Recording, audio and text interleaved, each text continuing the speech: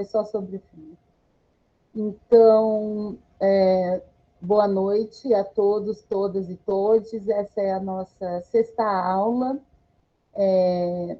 Nós iniciamos com comentários sobre aqueles que assistiram o filme que foi indicado para ser assistido na sexta-feira, Cidade das Mulheres, e nós estávamos falando exatamente desses valores civilizatórios afro-brasileiros que foram construídos a partir dessa herança ancestral africana.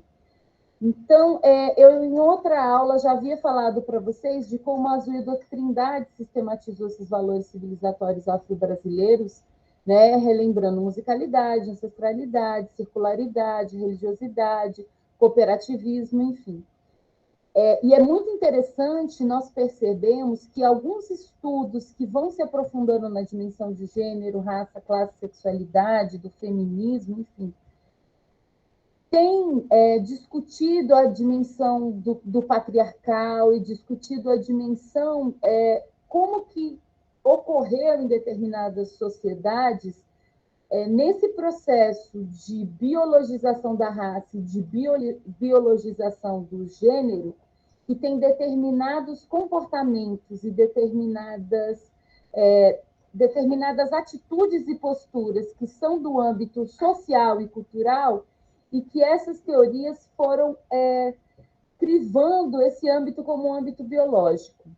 Então, é muito interessante quando vocês citam essa dimensão das mulheres e desse poder, desse prestígio e elegância, porque uma discussão que se faz muito que até que ponto, eu acho que um dos artigos que está no Drive, que nós vamos discutir a questão do feminismo indígena, pontua até que ponto essa hierarquização também entre homens e mulheres se estabelece a partir de uma influência colonial, mas até que ponto que em determinada sociedade vocês tinham diferenças entre papéis considerados masculinos e femininos, como tem sociedades que você tem também a dimensão tanto da orientação sexual como da questão da identidade de gênero, que são muito mais complexas, né? Mas o que eu acho importante que, por exemplo, um livro que A Invenção das Mulheres, da Yoronke, ela pontua que esse processo de cristianização da dimensão católica, de uma série de questões, acabam retirando esse poder, esse prestígio das mulheres, que acabam sendo subjugadas pelos homens, mas você tinha sociedades africanas que, embora tenham suas diferenças, as mulheres tinham poder. E esse poder com relação à mulher se expressa de forma determinante com o acesso à terra e a questão da herança, que aí seria para um outro curso, né?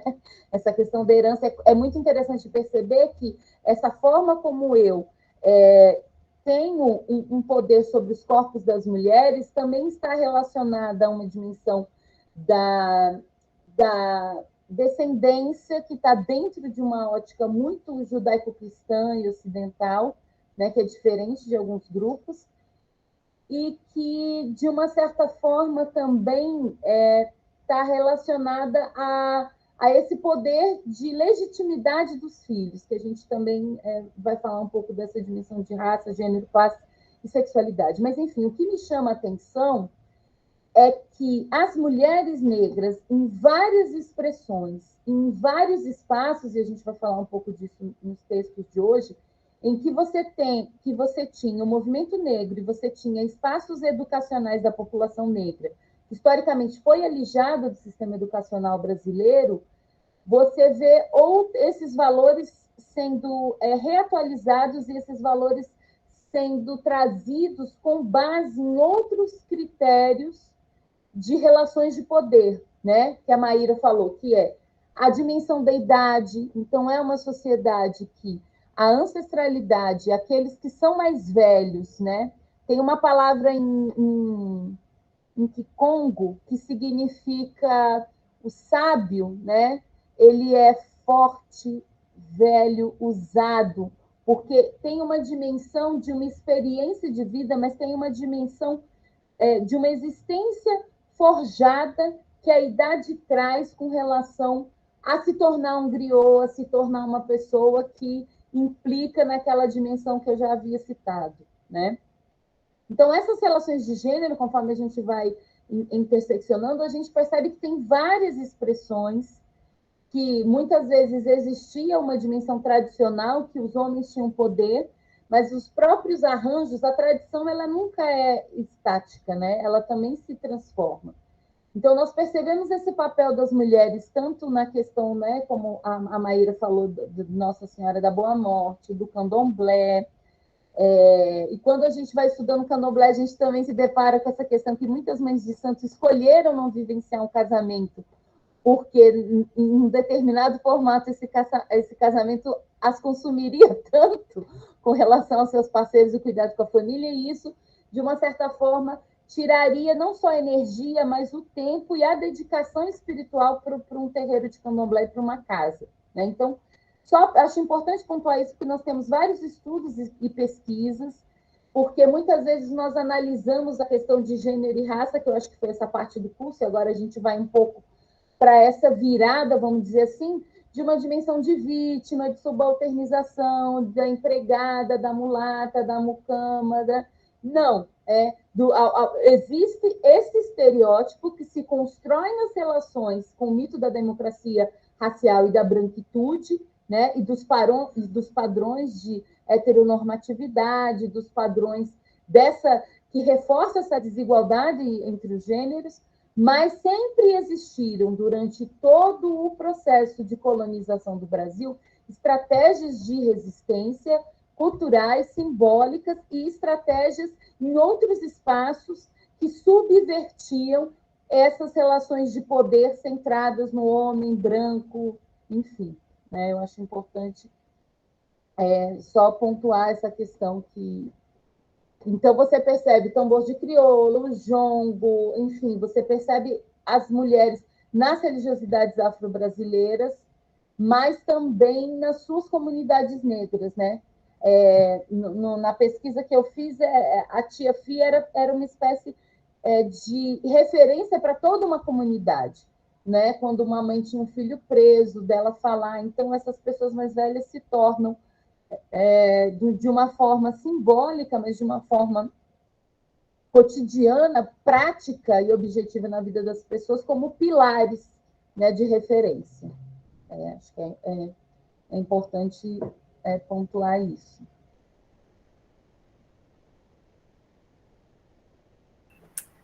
E só para fechar aqui, complementar o que a professora Carolina estava falando, mas também que a Viviane e a Marilisa falaram, essa dimensão da escolarização dos filhos, né? Desse trabalho, desse lugar dessas mulheres trabalhando para garantir que seus filhos não fizessem o que elas faziam. Então, acho que isso também rompe com uma ideia do romantismo, né? Rompe com várias imagens. Acho que esse filme, a potência dele e a potência de escutar essas mulheres rompe com essa imagem. Eu tenho um amigo baiano que sempre fala: quem disse que baiano é preguiçoso é porque não tem ideia do trabalho que dá para fazer acarajé. E dá muito trabalho mesmo, assim, é um trabalho assim, porque você tem que tirar o olho do feijão, você tem que pilar, você tem que fazer muitas coisas, né?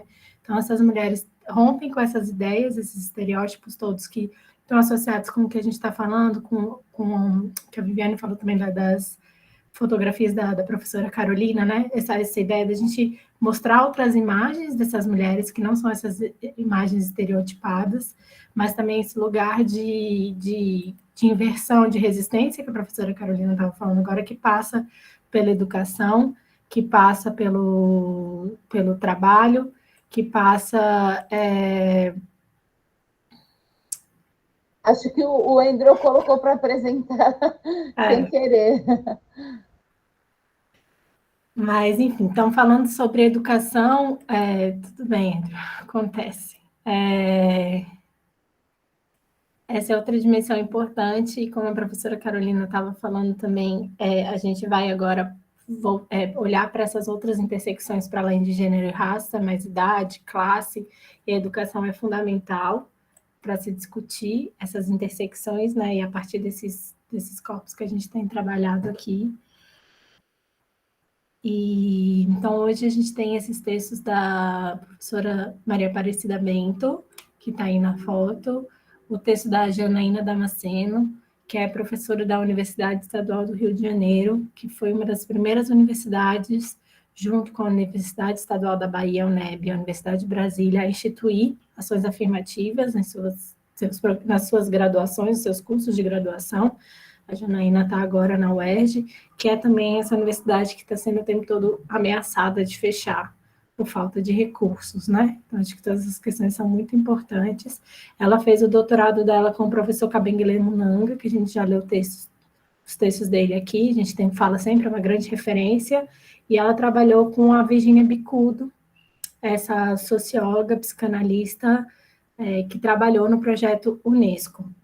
Não sei se alguém aqui já tinha ouvido falar do projeto Unesco, dos intelectuais desse projeto, né? A gente já falou aqui algumas vezes sobre esse projeto, mas antes de entrar nele, o que é importante de falar da dimensão da importância do trabalho da Janaína Damasceno é que eu, por exemplo, nunca tinha ouvido falar na Virginia Bicudo.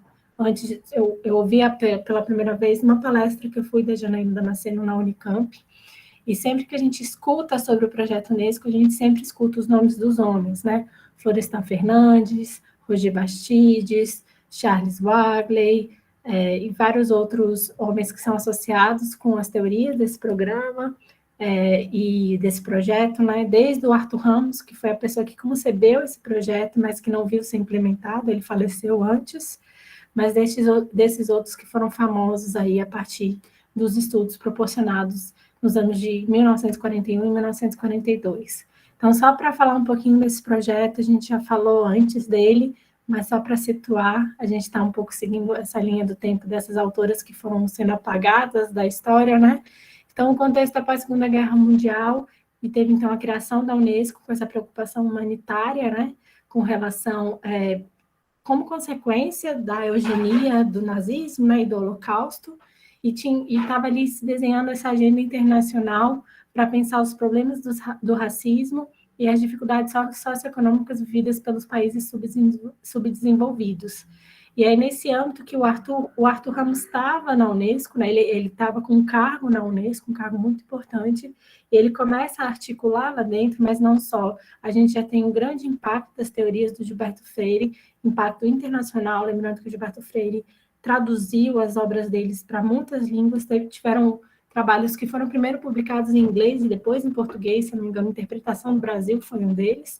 Então, tinha esse grande impacto da obra do Gilberto Freire com a articulação política ali do Arthur Ramos, de que o Brasil seria um lugar singular de relações raciais, então um laboratório da civilização, né? Um lugar que poderia ser a resposta desses problemas mundiais que estavam sendo enfrentados aí no pós-Segunda Guerra. Então, tinha esse desafio dos intelectuais de todos os países, né, mas desses lugares dos países subdesenvolvidos, de pensar na integração de determinados segmentos sociais à modernidade.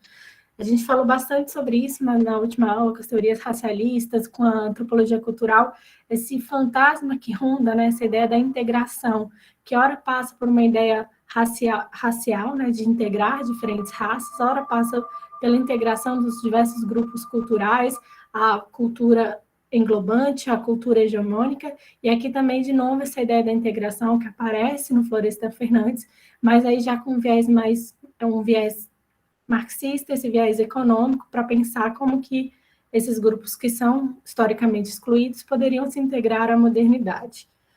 E então esse financiamento tem um projeto grande Unesco em que são financiadas diversas pesquisas e então busca essa produção do conhecimento para pensar nas possíveis formas de superação do problema racial mundial. Então, a gente tem também a segregação nos Estados Unidos, que segue a toda voga, a gente tem o apartheid na África do Sul, então tem essa preocupação humanitária aí para desenvolver uma resposta para a superação desse problema, que seria um problema aí de todos os países. E aí a democracia racial, só para lembrar, ela é nesse momento esse alicerce ideológico da integração racial, e do desenvolvimento aqui no Brasil, né? Ele é a grande narrativa dentro e fora do país que estrutura todas as pesquisas que estavam sendo feitas, que foram feitas, o próprio trabalho da Ruth Landes, por mais que demonstrasse o cotidiano da cidade de Salvador, o cotidiano dessas mulheres negras, ainda dizia que no Brasil não existia um preconceito, existia sim uma democracia racial, que não havia segregação tal qual acontecia nos Estados Unidos. E é nesse contexto que a Virginia Bicudo também desenvolve um trabalho no âmbito do projeto Unesco. Ela, segundo a Janaína Damasceno, tem 2 trabalhos publicados em sociologia, e ela, então, tem 2 grandes influências aí nos seus trabalhos sociológicos. É importante também dizer que, nesse momento, começam a aparecer contranarrativas da democracia racial, mas que usam essas categorias de preconceito de cor e desigualdade entre brancos e negros, né? Assim que começam a surgir trabalhos, e tem trabalhos que mesmo que falem que há preconceito de cor no Brasil, há uma desigualdade social entre brancos e negros, ainda dizem que há uma democracia racial também que passa por essa ideia das relações cordiais. Então, a Virginia Bicudo, ela tem uma influência dos trabalhos que estavam sendo feitos no âmbito da Escola Livre de Sociologia e Política de São Paulo, e tinha a ver com o foco no tema das relações raciais, e pensar análises sociais objetivas, produzir análises que deem respostas para os problemas que a sociedade brasileira enfrentava naquela época, mas ela também trazia consigo uma influência da Escola de Chicago, que tinha a ver com uma diversidade metodológica nas pesquisas dela. Ela fez entrevistas, ela trabalhou com estudo de caso e também trabalhou com etnografia documental. E aí ela trabalha com essas categorias, com esses conceitos em voga daquela época, né, que é cor e classe social, como eu falei ali no começo, e trabalha na sua análise a partir dessas categorias de pretos e mulatos, e de classe inferior e classe social intermediária. Então, a gente vê aí na análise dela essa articulação de raça e classe, a partir do cotidiano de pessoas negras na cidade de São Paulo, né? Outra coisa importante que o projeto Unesco traz é uma clivagem, eu já falei isso, eu acho, aqui com vocês. Então, a gente, a partir desse momento, começa a ver uma separação entre os estudos mais sociológicos, que passam a trabalhar com essa ideia de preconceito de cor, desigualdade entre brancos e negros, e os estudos antropológicos que seguem naquele cunho mais culturalista, que a gente falou bastante aqui, e que vão trabalhar com a ideia da cultura negra. Além dessa clivagem, o projeto Unesco foi desenvolvido ali, como eu já disse, pelo Arthur Ramos.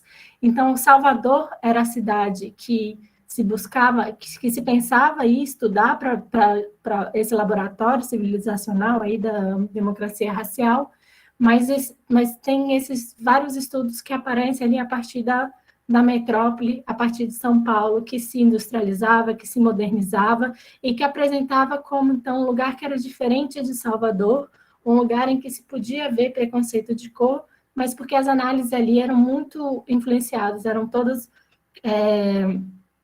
trabalhando com essa ideia, trabalhando com classe, trabalhando com desigualdade social. Então, a gente passa a ter, nesse momento, uma diversidade de análise que começa a se contrapor ao muito da democracia racial, mais centradas ainda na cidade de São Paulo, nesse contexto de modernização e industrialização.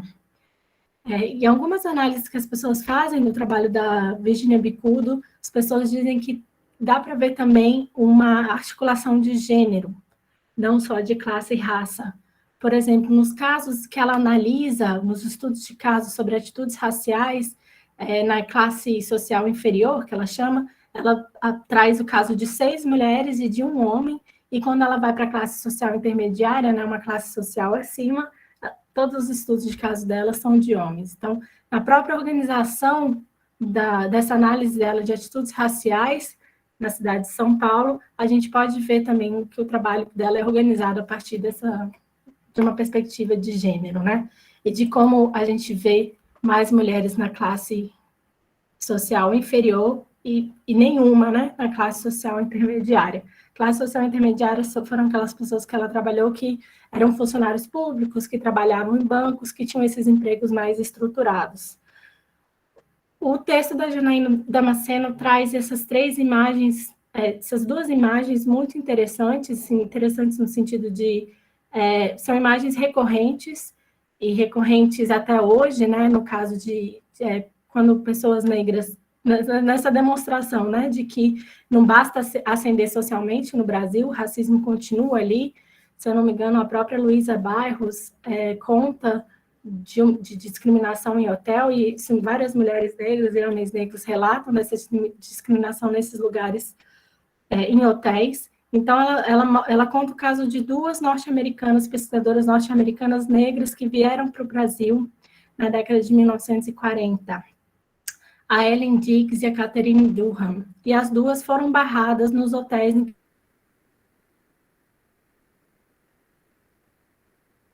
que elas pelas relações ali intelectuais que elas tinham, e elas não puderam se hospedar em dois hotéis, um no Rio de Janeiro e outro em São Paulo.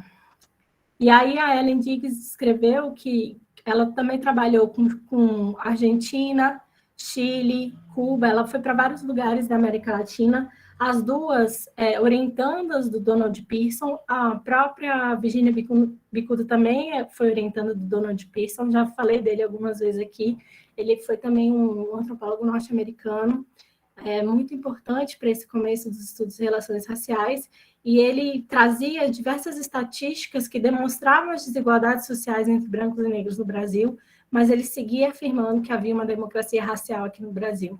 Então, os seus estudantes, a própria Ruth Landes também era contemporânea dele, vieram para o Brasil para estudar as relações raciais, mesmo nesse mesmo esquema do projeto Unesco, né, de pensar, de estudar o Brasil para que ele seja uma solução do problema norte-americano de segregação.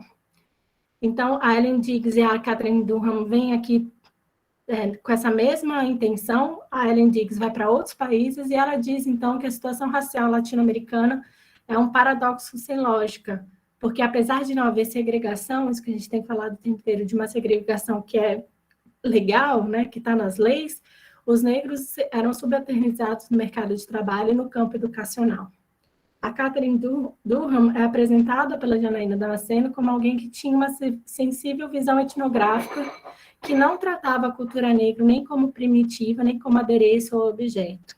Então, a Catherine Durham vai ter uma relação muito próxima ao movimento social negro, ela vai trabalhar diretamente com a Dias do Nascimento, com Guerreiros Ramos, com o teatro experimental do negro, e ela tem essa visão, essa sensível visão etnográfica dela tem a ver com essa movimentação política que ela faz aqui no Brasil.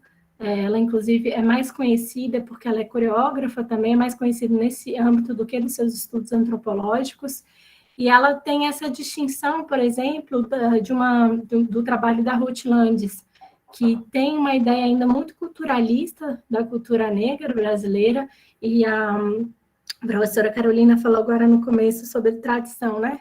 Que toda tradição se transforma. E a forma como a Ruth Landes trabalha com a tradição afro-brasileira no livro dela ainda é uma maneira muito engessada, assim, uma ideia de que a tradição ali, essa ideia do primitivo, né? Essa relação com o primitivo, e de que a tradição não se transforma por si só, ela se transforma apenas no contato com outra cultura. Então, a transformação, a mudança histórica é sempre no contato com os europeus, com os brancos, né? Porque a tradição em si ela não se transforma, e a Ruth Landes tem ali no texto dela uma descrição, por exemplo, de um baile de foxtrot, e que ela ficava assim um pouco lamentosa de ver as mulheres, aquelas mulheres poderosas do candomblé ali, que no candomblé pisam no chão descalço, ali naquele baile de salto alto, de cabelo alisado, dançando as danças americanas, né? Então, a Ruth Landes tinha essa visão ainda bem romantizada, bem engessada da tradição, e a Catherine Durham e a Ellen Diggs já chegam no país de uma outra maneira. E é muito interessante a forma como a Janaína Damasceno vai construindo o argumento dela, porque ela fala que essas três mulheres negras, esses três pesquisadores negros, preferiram ouvir a cidade.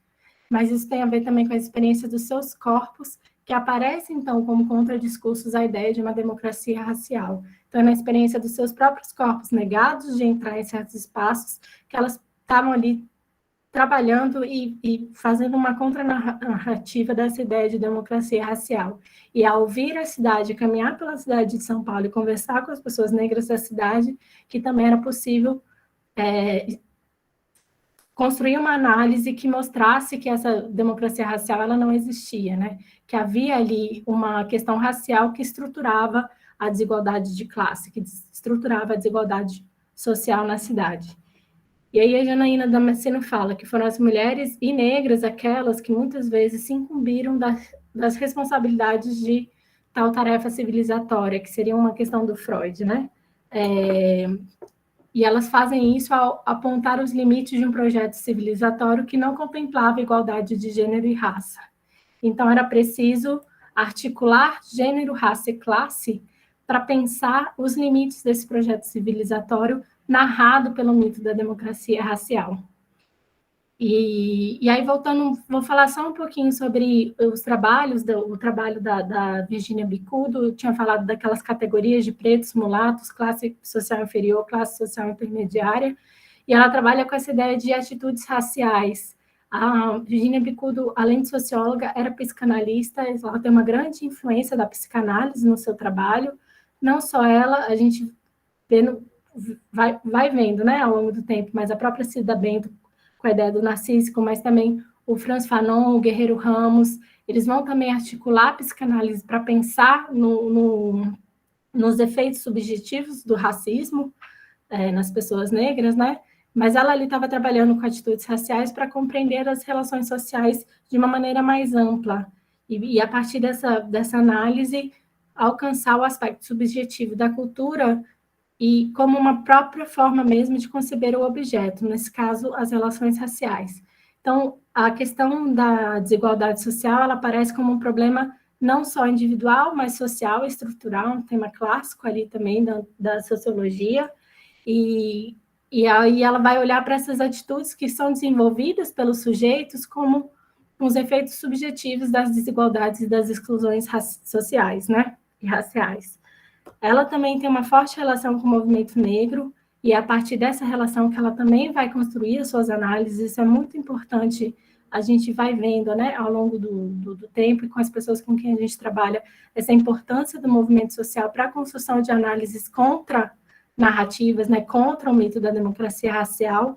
A própria Sueli Carneiro, naquele podcast com o Mano Brown, ela fala que não foi a universidade que a formou, não foi a universidade que a formou politicamente. Então, a relação da Virginia Bicudo com a Frente Negra Brasileira também é muito importante, e ela é importante porque a Virginia Bicudo vai mostrar com essas histórias, né, com as pessoas com as quais ela trabalha na cidade, como tem essa questão da democracia racial, passa uma falsa impressão de mobilidade social, uma mobilidade social que é muito mais difícil e que ela não resolve o problema da raça, né? E aí ela vai dizer que,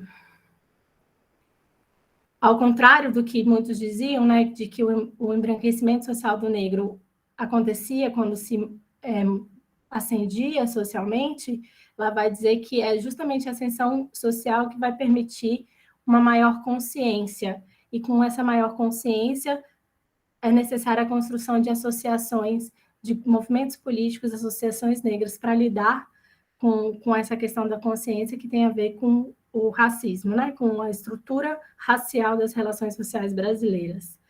Então, a Janaína Damasceno fala, a ascensão era justamente o que estimulava a consciência de cor entre os negros, pois, livres das restrições econômicas, eles percebiam na pele o sistema de preconceito de cor no Brasil, ao não serem incorporados pela classe média.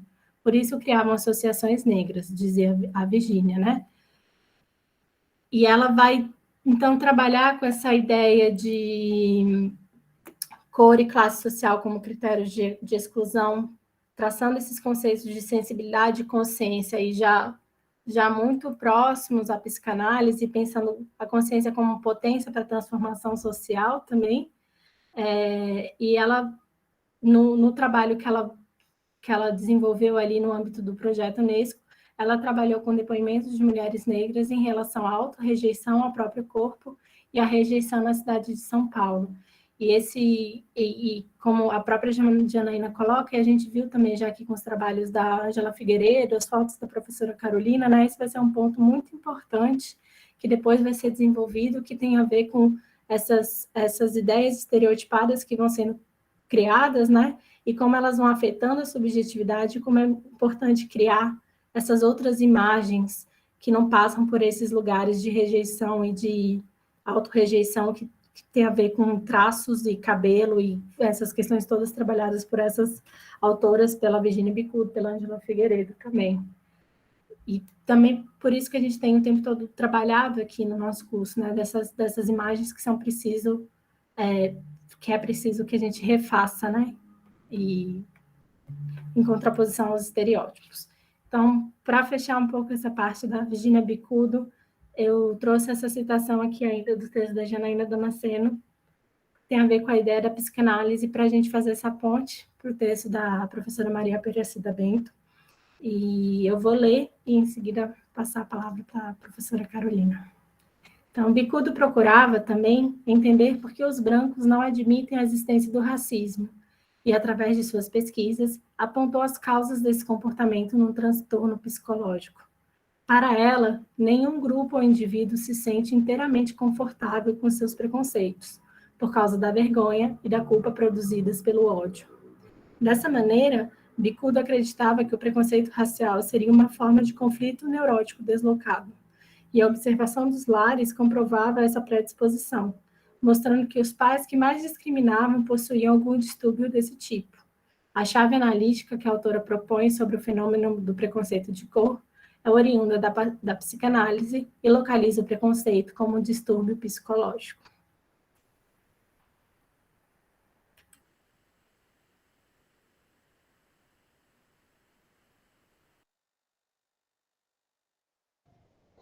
Obrigada, professora Maíra. Excelente explicação, né, do texto da Janaína, de como ela trabalha com a Virginia Bicudo. E eu queria pedir para você retornar aquela imagem, né, das três. Eu acho muito importante porque explicar um pouco por que nós as escolhemos, né? Então, aqui nós temos, nesse curso, nós buscamos privilegiar e fazer esse entrelaçamento, não só da questão de apresentar para vocês autores, né, e principalmente autoras que estão fora dos cânones e do que se considera como cânone e dos textos que são lidos tanto nas ciências sociais, nos cursos de ciências sociais, como em várias outras áreas também. Ainda que, quando a gente tem a inclusão de um pensamento social brasileiro, seja nos cursos de Direito, Medicina e Engenharia, quando você tem essa dimensão das ciências sociais, nós temos determinados autores que são lembrados, citados e que apresentam formas de interpretação da realidade da episteme, que eu volto a dizer, elas não são neutras, né? Elas não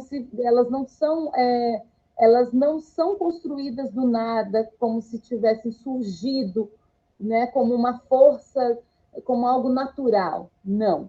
Quando nós falamos de corpos, quando nós falamos de pesquisa, e quando nós falamos dessas relações, é super importante trazer as imagens e situar esses corpos num espaço-tempo, situar num momento, num determinado período histórico e tudo isso.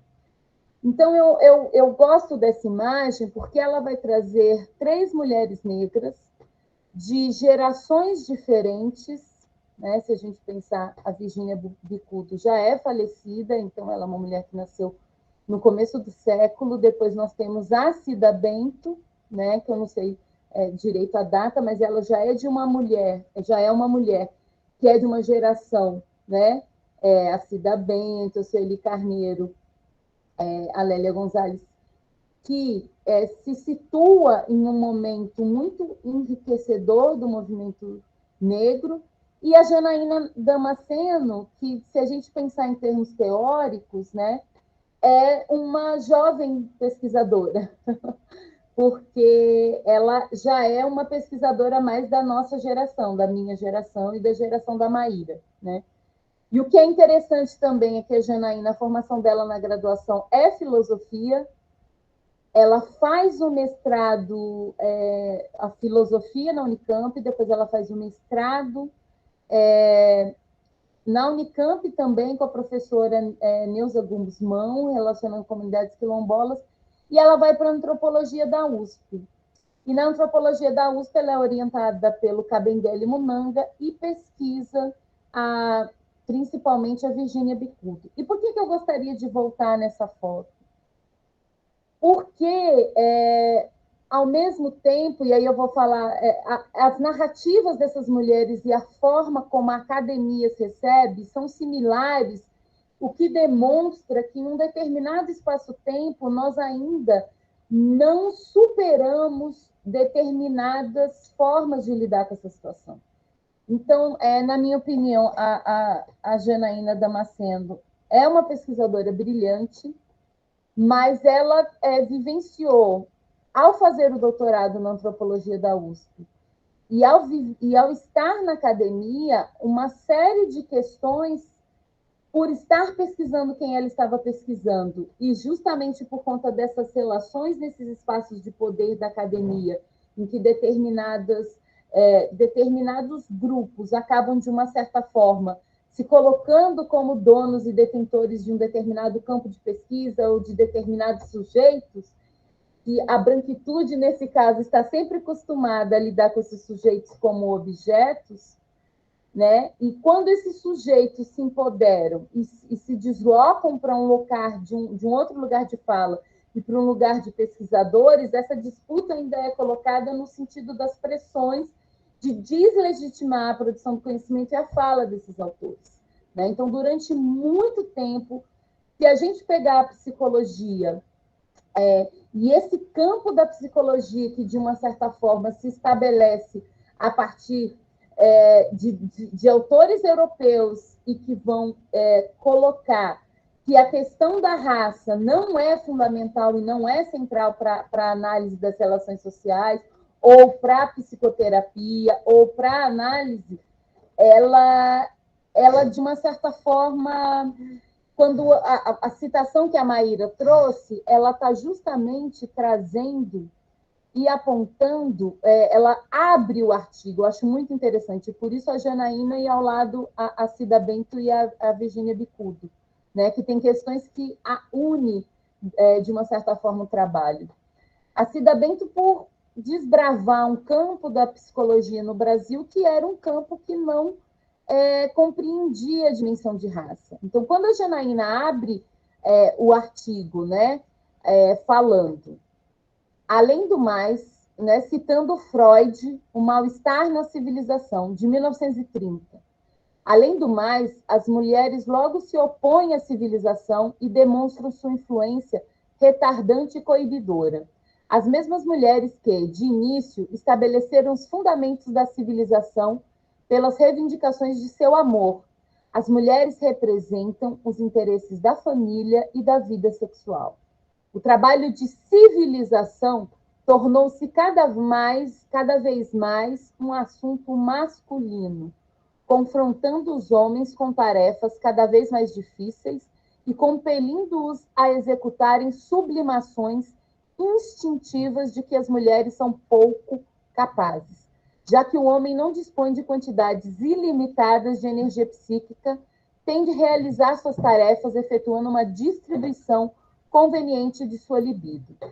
Aquilo que emprega para finalidades culturais, em grande parte, o extrai das mulheres e da vida sexual. Sua constante associação com outros homens e a dependência de seus relacionamentos com eles o alienam, inclusive, de seus deveres de marido e de pai. Dessa maneira, a mulher se descobre relegada a segundo plano pelas exigências da civilização e adota uma atitude hostil para com ela.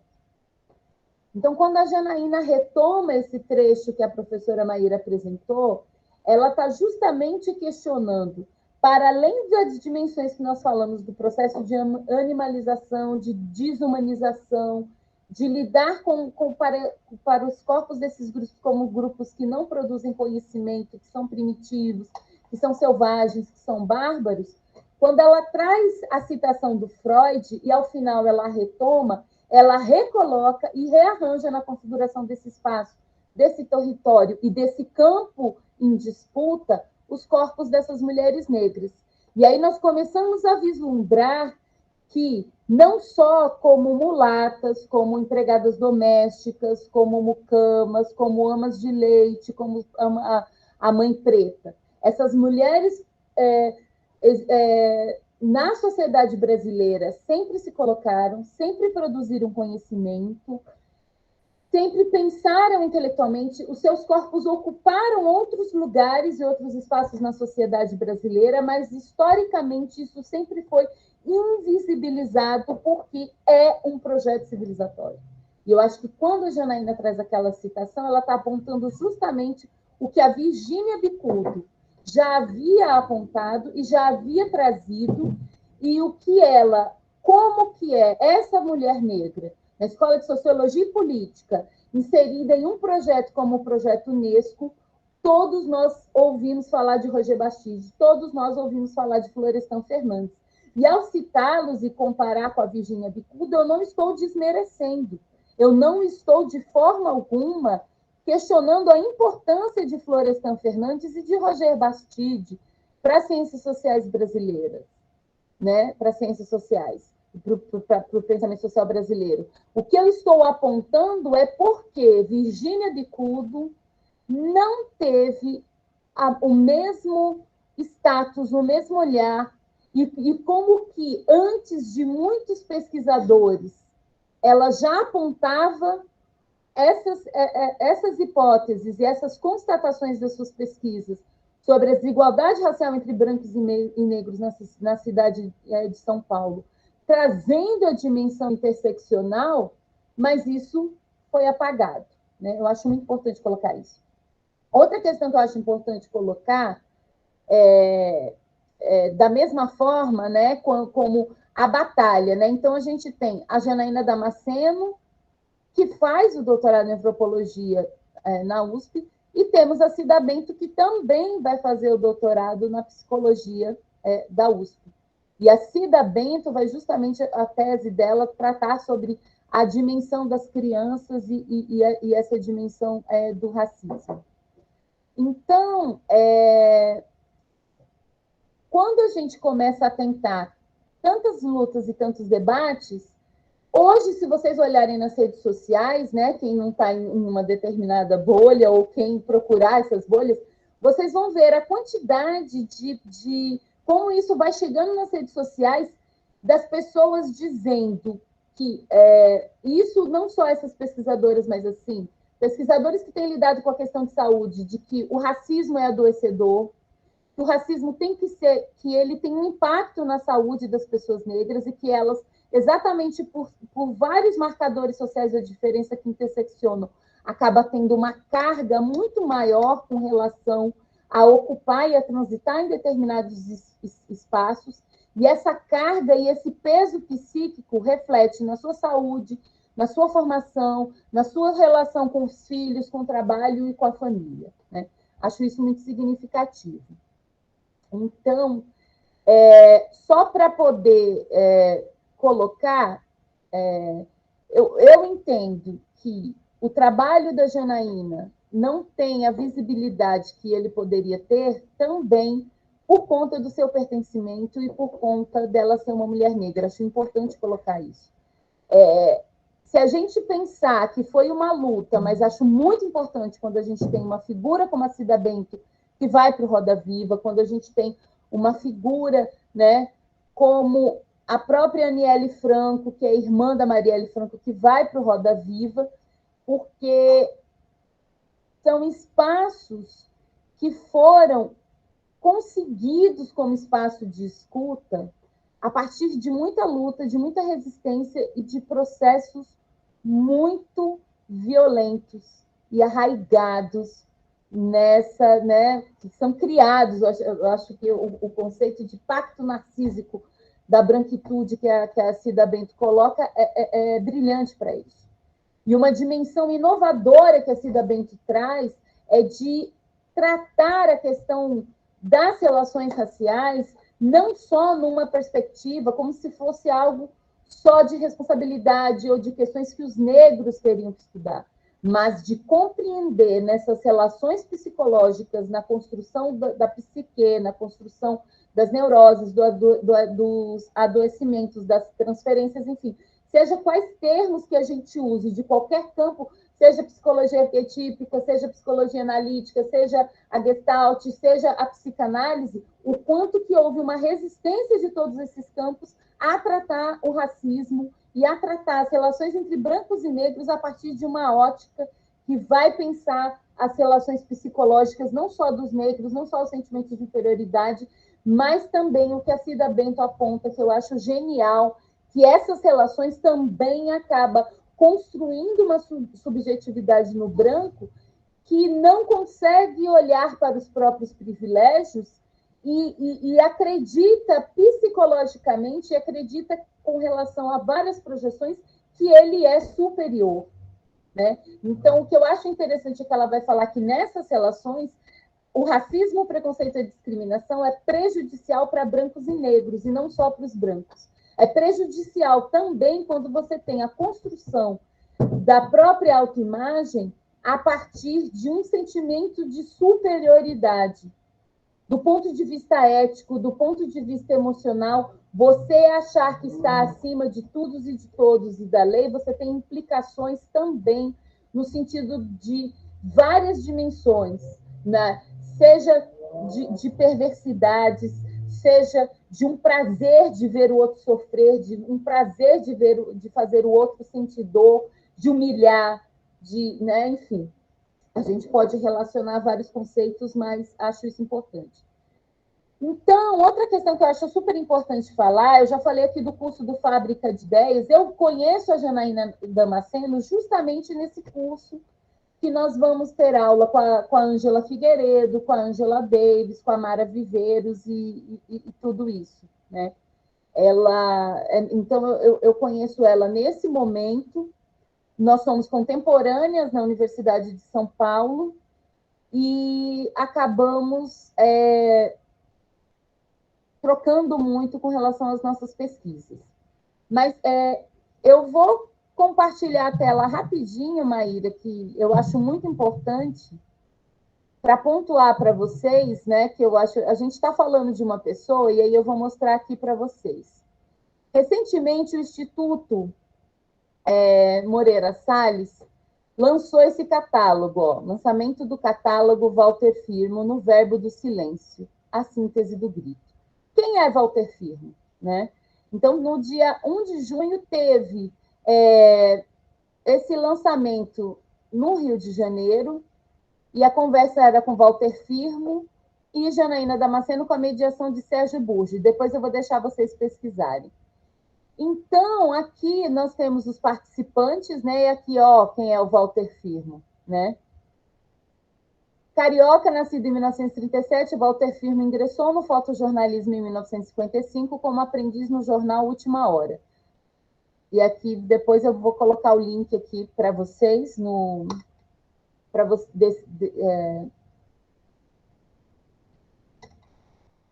desse catálogo. E a Janaína, né? Aqui o que eu falei, filósofa, mestre em educação, graduada em filosofia, mestre em educação, doutora pela USP.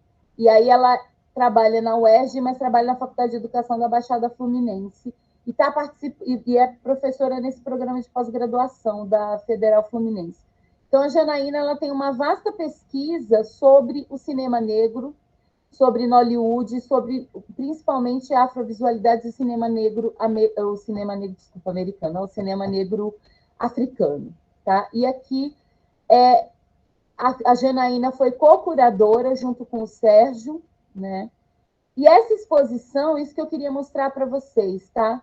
Ela ainda está em cartaz no Instituto Moreira Salles, então quem é de São Paulo.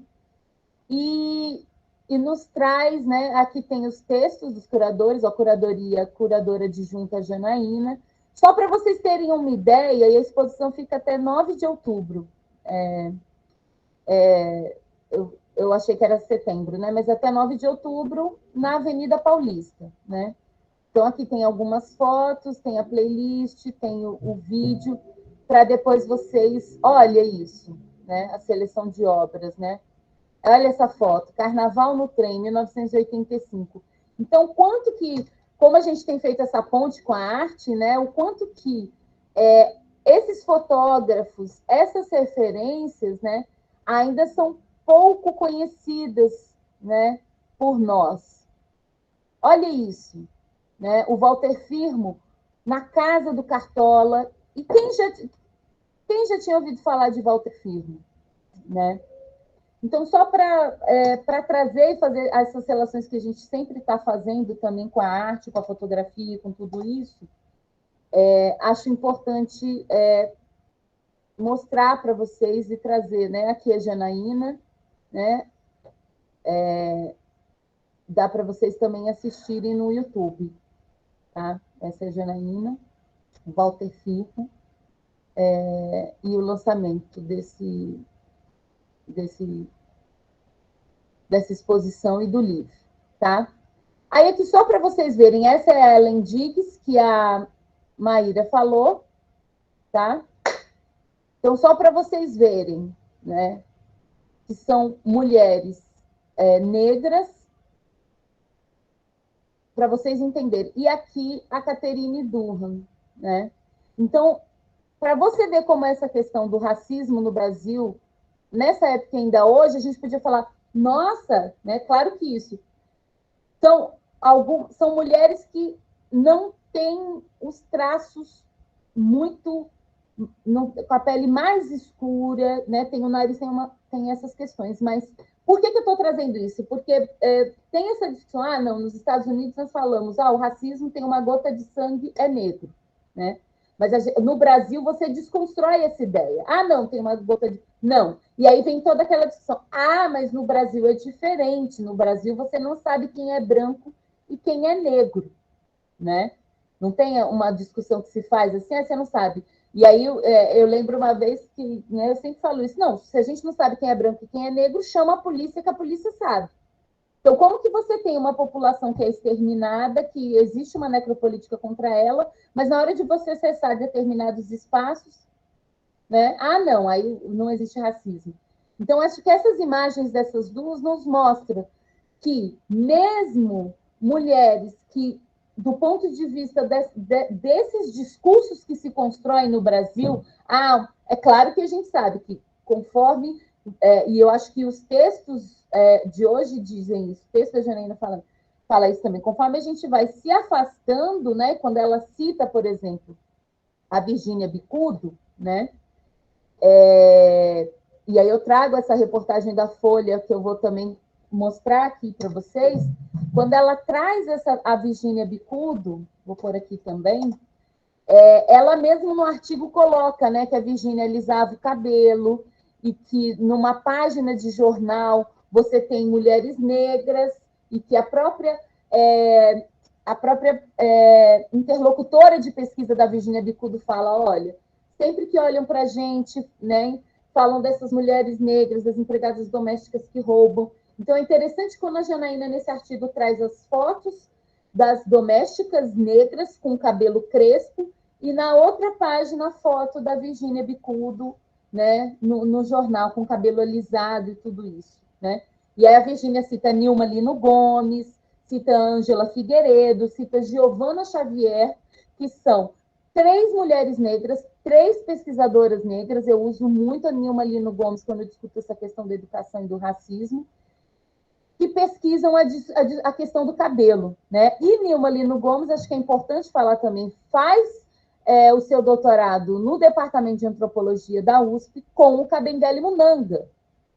Então, nós percebemos também que tem uma dimensão de determinadas pesquisas e determinada produção do conhecimento que o professor Kabengele Munanga abraçava e recebia, né, esses orientandos, essas orientandas, esses orientandes, né?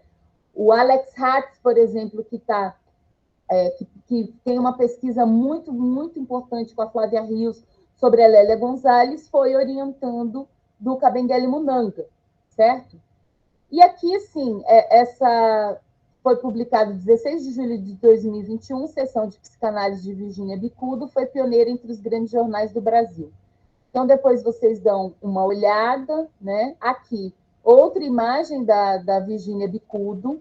O que é interessante é que ela é socióloga, e como a Janaína falou, tem a tese de doutorado da Janaína, que a gente também pode colocar na bibliografia complementar. Podemos colocar a tese da Cida Bento, que eu acho maravilhosa. E o que é interessante é que a Virginia Bicudo se torna uma das maiores psicanalistas no Brasil.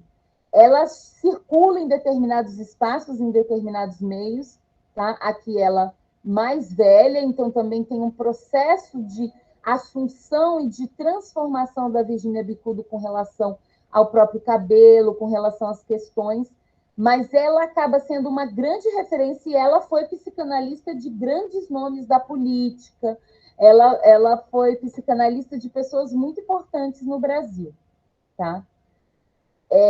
Então, aqui, olha, só para vocês terem uma ideia, aqui a Virginia Bicudo, ó, com Juscelino Kubitschek na Embaixada do Brasil em Londres, nos anos 1950, né? Então, para vocês verem, né, como que foi se dando essa inserção, né? Olha o cabelo dela, mas você compara quando a gente olha as fotos dessas mulheres brancas e a foto e essa aparência da Virginia Bicudo, né?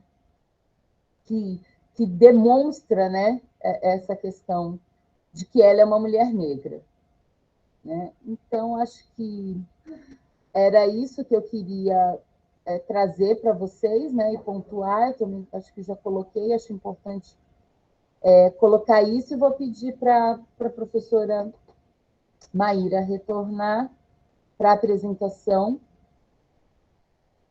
para a gente continuar e seguir com a Cida Bento. Alguma dúvida, gente? Alguma questão? Acho importante, parece que não é uma pausa, mas são relações importantes, né, que a gente foi fazendo, né? E para fechar, então, eu acho que é importante colocar essa questão que a Janaína traz, né? A incompatibilidade do pensamento de intelectuais negros e brancos na academia e fora dela, e a maciça presença dos segundos nas universidades, criaram interpretações distintas sobre a situação racial brasileira que, interseccionada pelos discursos de legitimação intelectual, produziu a hegemonia de um discurso de aparente verdade e universalidade sobre a questão racial, que ainda hoje tem seus seguidores em diversos departamentos. Então, como a gente está falando de epistemologia, nós estamos falando de discursos. Então, é muito importante pontuar que nós tivemos pesquisadores e pessoas e corpos, enfim, corpas, que estavam nesse espaço, olhando a partir de outras óticas, construindo outros tipos de conhecimento, mas que isso foi silenciado.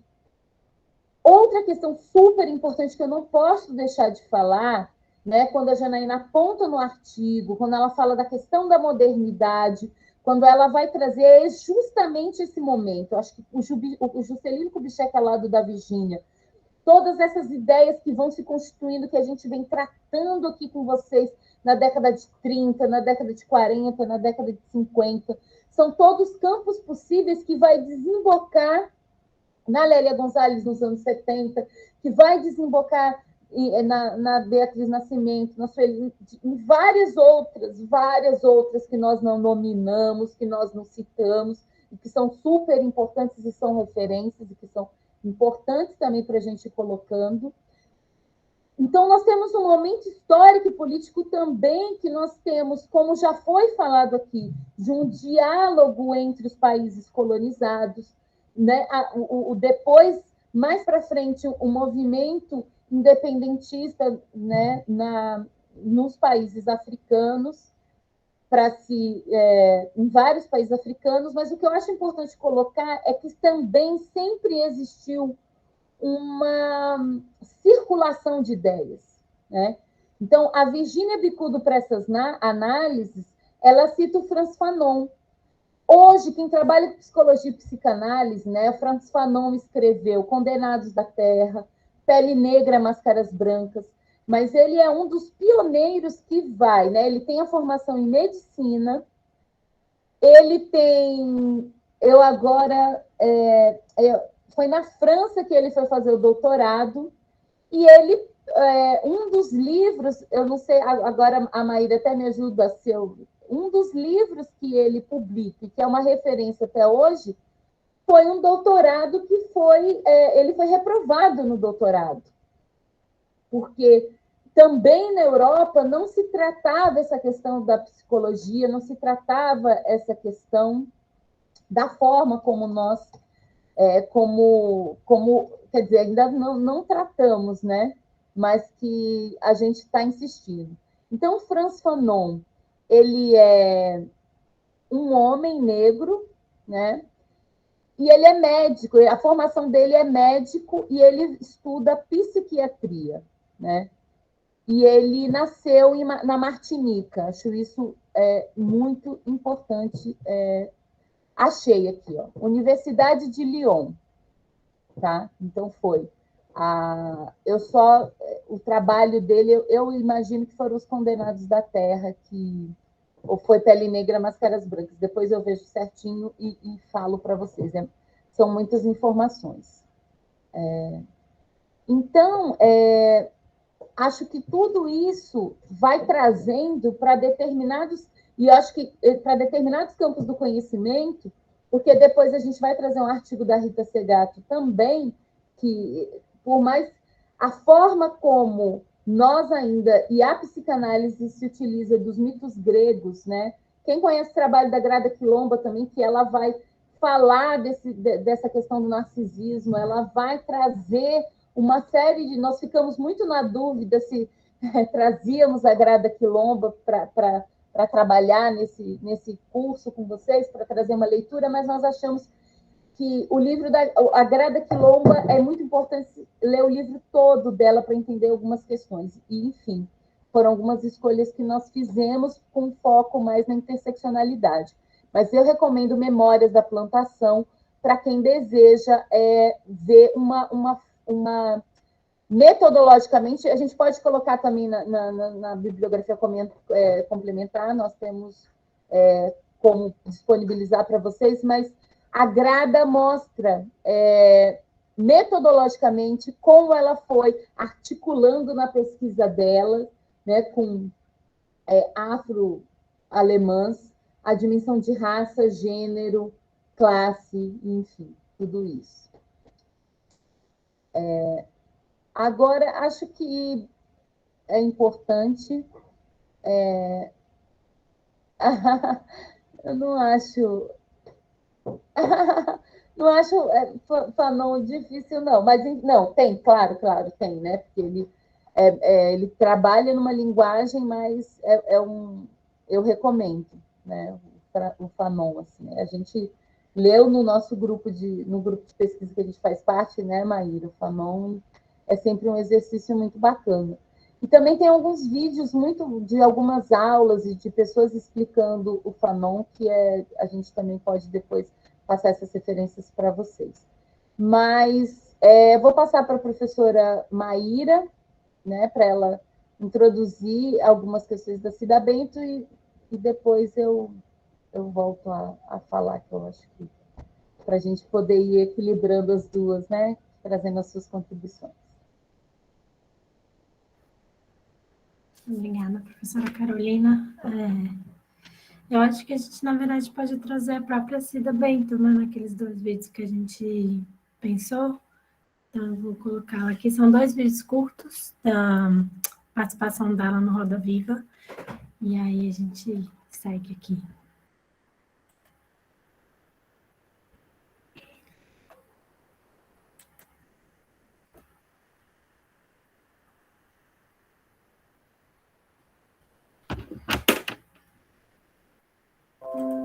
Começar pelo conceito-chave do seu livro, que é um conceito que você já lançou há muito tempo e que agora você esmiuça e leva para várias esferas da vida e da nossa vida social, política e econômica. Do que se trata o pacto narcísico, que você diz, da branquitude, e de que maneira você acha que ele ajuda a perpetuar uma situação de iniquidade racial que a gente vive aqui no Brasil? Eu trabalho mesmo com o conceito de um pacto não verbalizado, mas que mantém, né, as pessoas, o mesmo segmento, em geral masculino e branco, nos lugares de poder do país, em todo tipo de instituição. Não é um acordo, não é uma coisa combinada, né? E eu sempre digo isso, acho bem importante dizer que não é que as pessoas se encontram às 5 da manhã para combinar, mas nas diferentes instituições você tem o mesmo perfil de pessoas liderando, e liderar significa tomar decisões que influenciam o país, porque não só são empresas, são organizações públicas, organizações da sociedade civil. Então, esse pacto, ao mesmo tempo que fortalece o mesmo grupo, o grupo de iguais, ele exclui quem não faz parte deste grupo. Então, ele é um pacto que sustenta as desigualdades, ele é um pacto que, mas que, quando você está dentro de uma instituição, essas desigualdades que são criadas nesse contexto do pacto narcísico, do pacto da branquitude, são tratadas como um mérito. Então, se este grupo está na liderança das grandes instituições, é porque tem mérito. E os grupos que não estão, é porque não tem mérito, não estão devidamente preparados. Então, nesses tempos, a gente está discutindo muito acaloradamente, né, essas questões das desigualdades. Então, o pacto emerge também para contribuir na compreensão e na mudança dessa situação, né?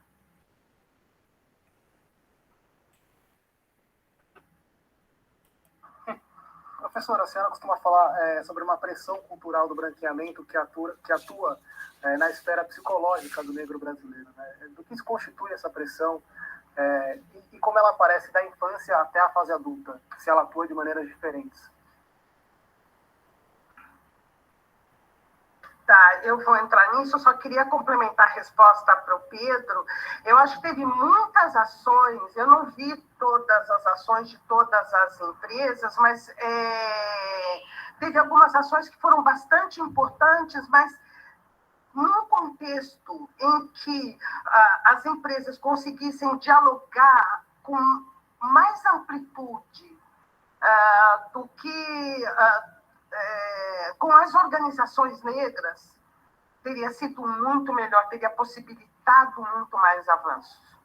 Então, eu acho que onde a gente poderia ter melhorado as ações das diferentes empresas seria num diálogo com uma pluralidade maior de organizações do movimento negro, dos movimentos sociais.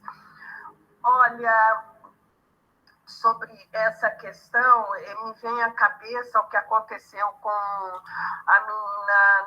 uma menina negra de 13 anos na Bahia, que chega na escola com o seu cabelo crespo e o funcionário da escola mostra a ela uma foto de uma menina branca, dizendo que aquela é uma menina adequada, né, para aquela escola. Então, ao mesmo tempo que ele dizia volte para casa porque seu cabelo não está adequado, né, ele mostrava para essa menina negra, e com certeza para todas as meninas brancas, quem é que pertence, que pode ter o sentimento de pertencimento, né,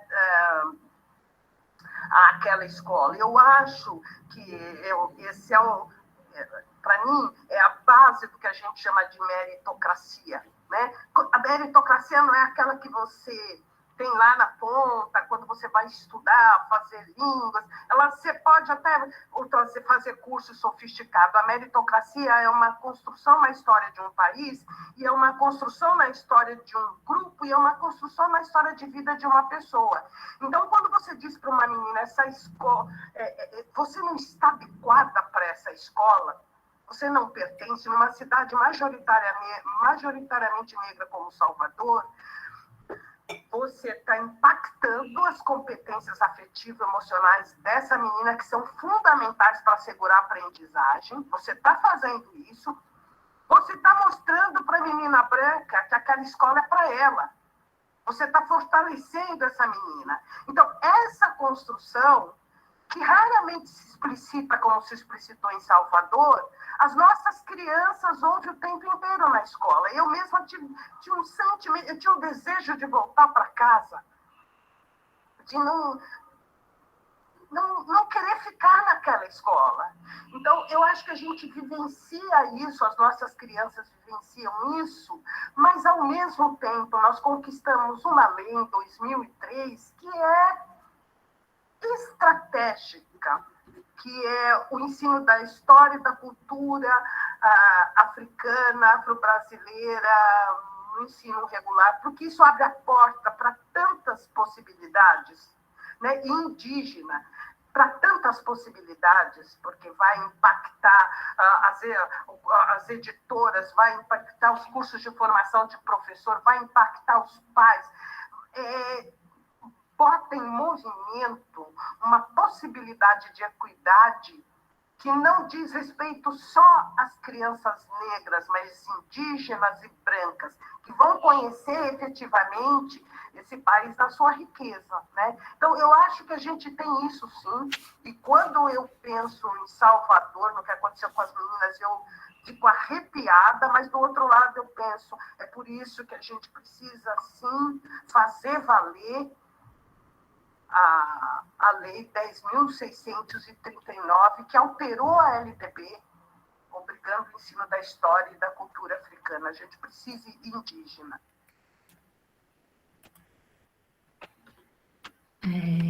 Como a gente tem feito aqui, né, é sempre importante a gente escutar, né, escutar essas pessoas e essas mulheres, né, com as quais a gente está trabalhando. E como a professora Carolina falou também, a gente precisa sempre lembrar desse campo de disputa, né? Então, a Virginia Bicudo está ali na década de 40 e 50, num campo que até hoje é extremamente elitizado, que é a psicanálise, extremamente branco, trabalhando com isso e trazendo para análise sociológica a importância da subjetividade, a importância disso que a Cida Bento falou agora como afetivo emocional, né? Como o racismo vai impactar afetivo emocionalmente as pessoas. É isso que a professora Carolina está falando, que o Franz Fanon trabalha, que a Grada Quilombo trabalha, que a Cida Bento, e já lá a Virginia Bicudo estava trabalhando também. Então, a gente tem essa disputa nos campos de conhecimento, a gente tem um projeto civilizatório que sustenta as desigualdades, e esse projeto civilizatório, ele cria relações afetivas, é isso que a gente tem trabalhado bastante também. E o Gilberto Freire, quando traz para o âmbito afetivo também, e ao tratar relações desiguais como relações afetivas, ele cola numa memória afetiva dessa elite branca, que a Cida Bento está falando aqui, que vai, obviamente, comprar esse lugar de que eu sou um bom civilizador. Porque, afinal de contas, a pessoa que trabalha na minha casa é quase da família, olha como eu sou boa, né? Então, o trabalho da Cida Bento é muito importante, porque ela vai chamar, né, nós brancos, para o debate, e vai mostrar como essa ideia da meritocracia passa por todas essas articulações que a gente está falando aqui, gênero, raça, classe, idade, sexualidade. Então, tem uma ideia que é construída subjetivamente, de que as pessoas merecem estar nos lugares que elas estão, né? Essa história que ela traz da escola, isso tem a ver com pertencimento. E o mérito da pessoa, ele é medido por esse pertencimento, não pela capacidade, não pela quantidade de trabalho, não por nada disso. E a partir do momento que a gente tem um projeto civilizatório tão bem sucedido e que está ali trabalhando, articulando na subjetividade das pessoas, ele ainda ganha mais força na construção assim desses lugares de poder que cada pessoa tem. Então, a Cida Bento, ela é fundamental para a gente olhar para isso, essa chamada que ela faz e essa ideia de que, se de um lado essa ideia de pertencimento, ela afeta as competências afetivo-emocionais das crianças negras na escola, ela fortalece, do outro lado, as competências afetivo-emocionais das pessoas brancas nas escolas que pertencem. E aí, de novo, né, coisa do cabelo, o cabelo é fundamental, né? Isso que a Carolina lembrou também da Virginia Bicudo na página de jornal ao lado dessas mulheres negras com as quais ela trabalhava, né? Então, essa ideia de que de ser domado o cabelo, né? E quando, agora, no fim desses vídeos que a gente trouxe, uma coisa que também estava lá na Virginia Bicudo, que é a importância do movimento social para essa transformação. A gente precisa da lei porque a partir da lei a gente vai ter outras histórias sendo contadas, a gente vai ter uma mudança no quadro, nas editoras, nos cursos de formação, que é o que a gente tem trabalhado aqui também, né? Mostrar como esse lugar de poder, esse poder que é o poder de quem conta a história, ele tem a ver com quem pode ser editado, quem pode ser publicado, quem pode ser formado. E a gente precisa mudar a partir daí, por isso que lá no começo também estava falando da educação, né? De como a educação, ela aparece como esse lugar que articula as diversas desigualdades, um lugar que oprime também, um lugar que é muito difícil para diversas crianças negras, mas também esse lugar com uma potência, seja desde das mulheres lá do filme Cidade das Mulheres, que estão ali lutando para que seus filhos passem, né, por um processo de educação e que sejam formados, desde esse ponto agora com a Cida Bento do movimento social. Então, essa chamada que a Cida Bento faz, quando a gente trouxe essa ideia do conflito neurótico deslocado, né, da Virginia Bicudo, essa ideia dessa dificuldade de se pensar como opressor, né, e aí cai muito bem o mito da democracia racial. A Cida Bento vai falar como é importante a gente pensar no papel do branco nas desigualdades raciais, e porque é esse lugar que persistentemente reitera as desigualdades raciais no Brasil, mas não é um problema exclusivamente negro, porque, né, historicamente, como a gente foi vendo até aqui, as pessoas negras têm sido colocadas nesse lugar de estudado, dissecado, problematizado, naquele lugar de objeto e primitivo, que começa a ser rompido, principalmente por esses corpos mudando de posição, como a gente falou bastante aqui também, de objeto para sujeito, na construção do conhecimento, que passa por essa ideia das disputas dos campos, está na psicanálise, está na sociologia, está nas ciências sociais, está na antropologia. Então, essa ideia que, bom, é do pacto, né? Essa interferência no processo é um pacto que é tácito, ele é histórico, é super importante falar sobre isso, né? Ele é histórico, ele é um processo, e que permite que nós, brancos, não nos reconhecemos como parte absolutamente essencial na permanência das desigualdades raciais no Brasil. E essa ideia de que a gente precisa trabalhar o legado da escravidão também como um assunto para as pessoas brancas discutirem, né? Porque essas heranças, se a gente tem de um lado a escravidão que marca todas as desigualdades que pertencem, ela também marca, que é isso que a Cida Bento está falando, todas as heranças que possibilitam que pessoas brancas sigam ocupando lugares privilegiados nessas disputas narrativas que a gente tem tratado aqui, nessas disputas de imagem, inclusive. E que tem como consequência essa ideia de que o mérito está ligado ao trabalho, e de um lado a trabalho e do outro lado incompetência, né? Acho que agora eu vou passar para a professora Carolina. Também a gente já está meio adiantada na hora, e, enfim, aí você vê o que a gente faz. Não, eu vou sintetizar para a gente ter um tempo para poder conversar, mas o que eu acho importante, depois, se vocês puderem se debruçar no texto da Cida Bento, é que ela vai trazer vários conceitos, né, da área da psicanálise, da área da psicologia, ela vai falar desses processos psíquicos. E é importante nós percebermos que existem determinadas, vamos dizer assim, determinadas interpretações, determinadas epistemes que provocaram mudanças na contemporaneidade. Não dá para a gente negar isso, né? Uma delas seria o marxismo, né, que vai trazer a dimensão da luta de classes, do capital e de tudo isso. Você pode, do ponto de vista de um desconhecimento, falar tudo coisa de comunista. Não, não é uma questão de comunista, é uma questão de que Karl Marx é um teórico que foi de suma importância, e economistas de qualquer partidários de qualquer partido político, ou se são liberais, ou se são socialistas, estudam Karl Marx, faz parte, da mesma forma como os economistas estudam Smith, enfim, né? Então, nós temos o marxismo. E, por outro lado, nós temos, sim, também a psicanálise, porque a modernidade também trouxe uma compreensão de inconsciente de uma forma que antes não havia sido organizada e estruturada dessa forma, né? A partir de uma concepção de ciência, de produção de conhecimento. Então, quando a Cida Bento traz isso, ela fala, ao mesmo tempo, de um legado da escravidão que impactou brancos e negros na sociedade brasileira, mas do qual os brancos saíram dessas relações com aspectos, nas relações de poder e simbólica, superiores e o que ela chama de extremamente positiva. Por quê? Porque eu tenho meios de comunicação que eu me identifico desde criança, o processo de acesso à terra, o processo de produção da riqueza, é muito cômodo, né? Eu sou bonito, eu sou inteligente, né? O meu filho fica, sou bonito, sou gostoso, jogo bola e danço. Um meme que tem assim, para falar dessa, é tipo isso, né? Toda hora ele fica fazendo aquelas dancinhas, aquelas coisas, essa geração. Né? Sou bonito, sou gostoso, jogo bola e danço. Se a gente fosse falar um meme, né?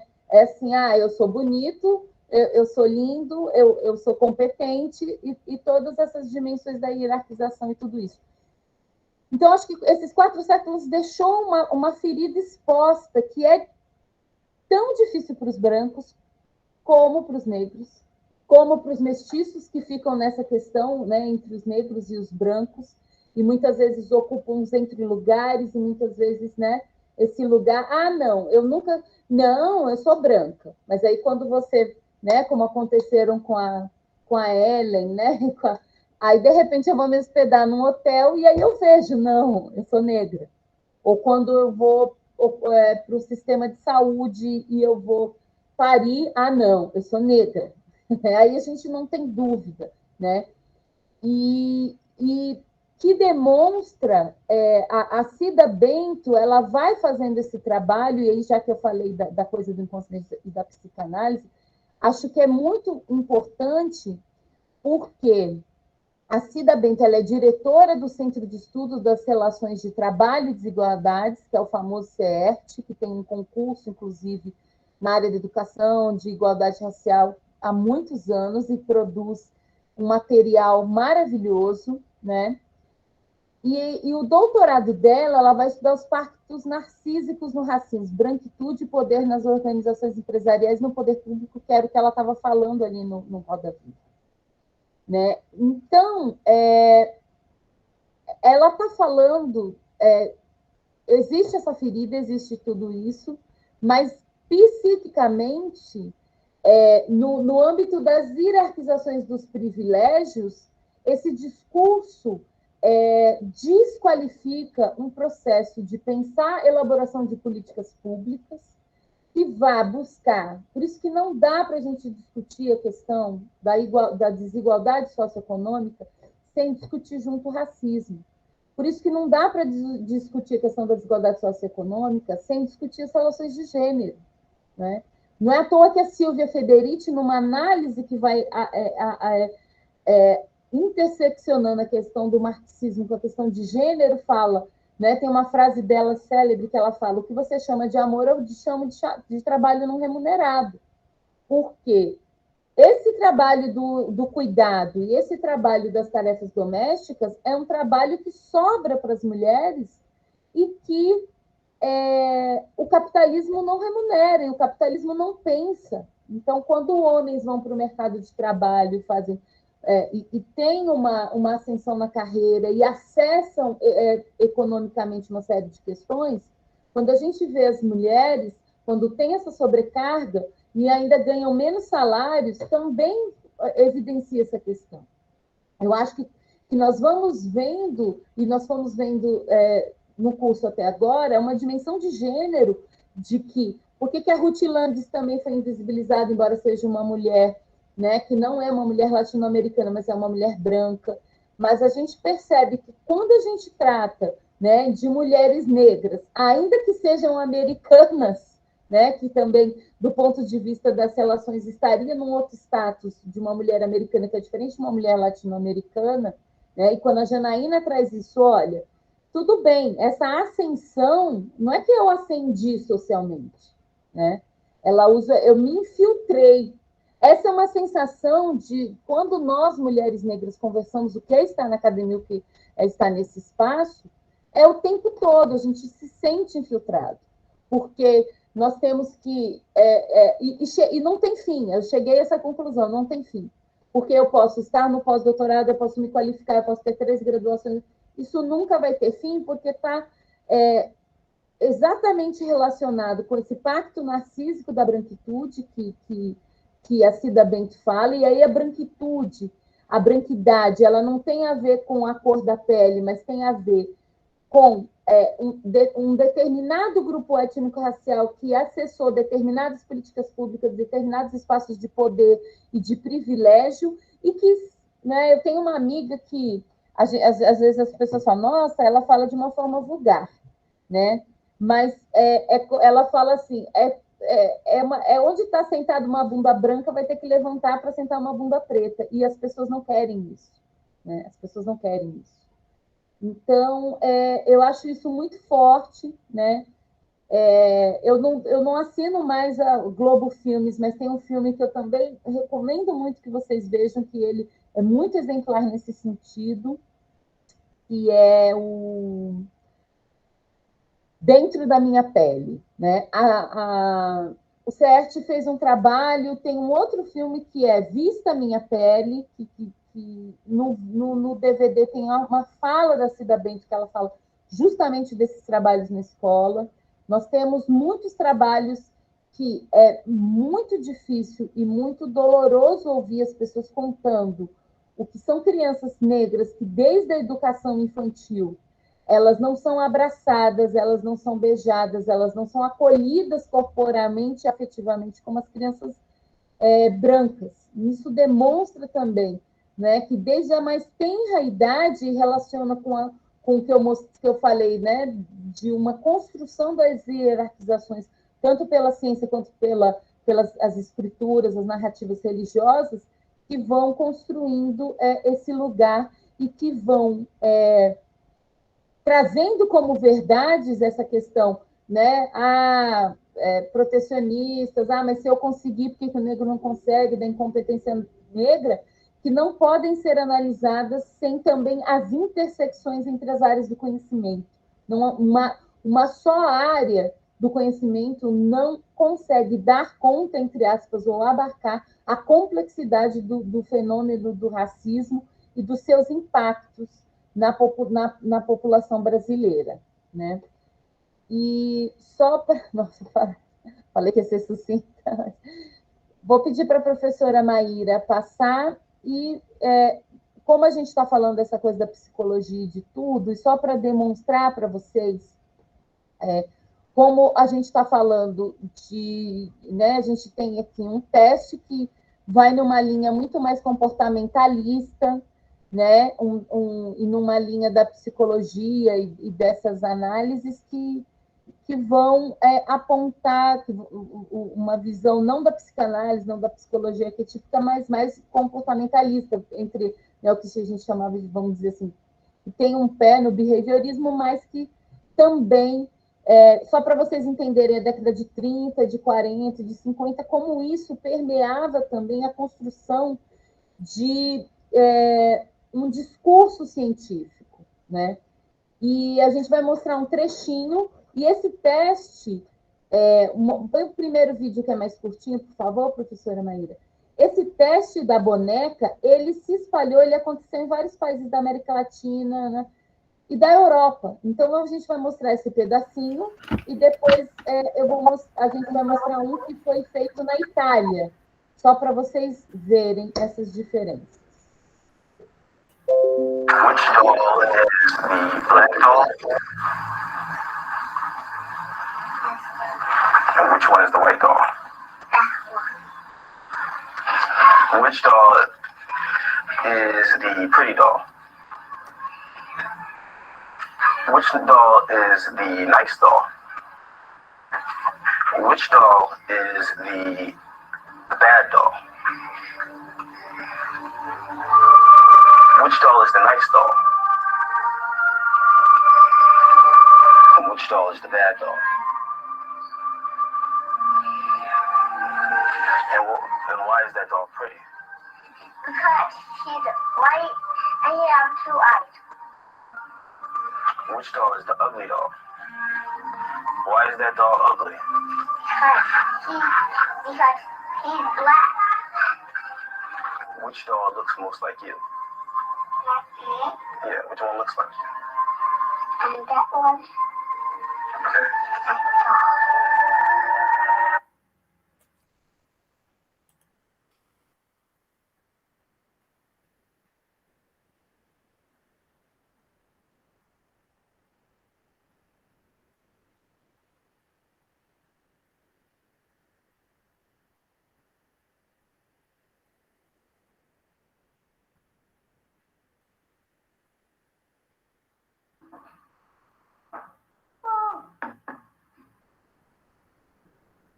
Quale bambola è bianca?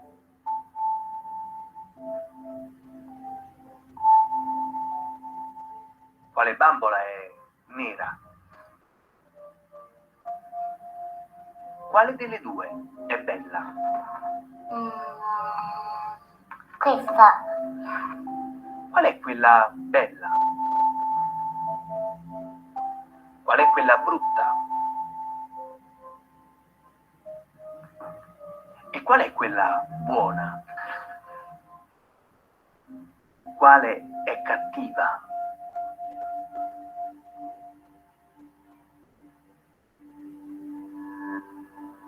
Qual è buona?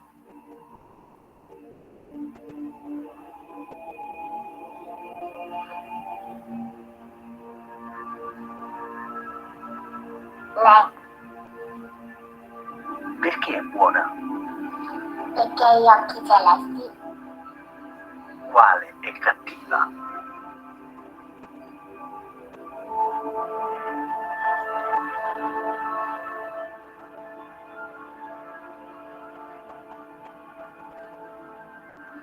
Perché è cattiva? Perché è tutto nero. E qual è la bambola che ti somiglia di più?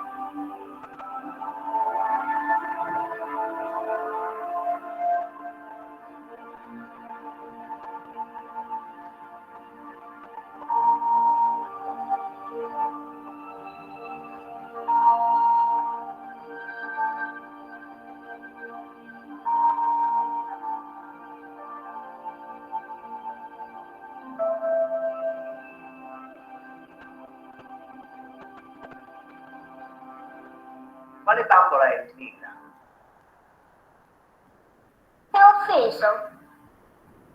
Tu. Perché mi hai chiamato nero? Mi offende perché altri bambini mi hanno offeso con cattiveria. No, io non ho usato nessuna cattiveria.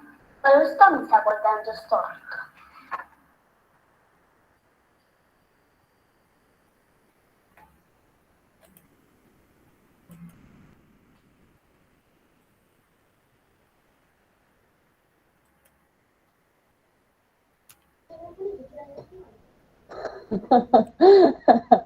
A minha filha estava sentada aqui do lado dela, estava vendo o vídeo, né? E aí ela falou assim, pois é, passaram-se quantos anos e não mudou nada.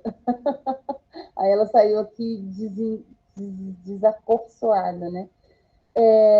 Sim, nós podemos enviar. Em artigos da área da educação, em relações étnico-raciais, a gente usa muito, né? Está citado também em artigos nessa área, usa muito esse vídeo. E só para mostrar para vocês, né, como que a gente está falando de um campo que é muito mais amplo, né? Sim, e assim, eu dou aula para crianças, né? Quando a gente trabalha, faz desenhos com autoimagem, quando a gente faz como autorretratos, muitas crianças negras de pele bem escura, assim, com aparência bem negra, vamos dizer assim. Vocês entendem quando é tão complexo falar bem negra, mas assim, que tem traços bem marcantes da pele bem escura. Elas se desenham igual a Xuxa, loira, dos olhos claros, é muito, muito forte o quanto que por mais que e a escola, né, acaba sendo um lugar de choque, porque muitas vezes você tem uma família negra que te protege e a hora que você chega na escola é que você vai sentir todas essas relações, todas essas questões.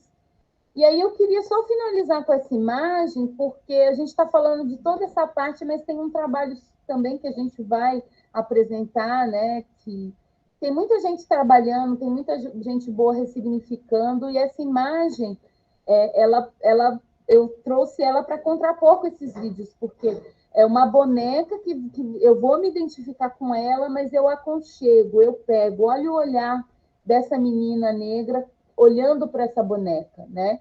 Então, se a gente ainda continuar negando esses processos, nós não vamos acolher esses corpos.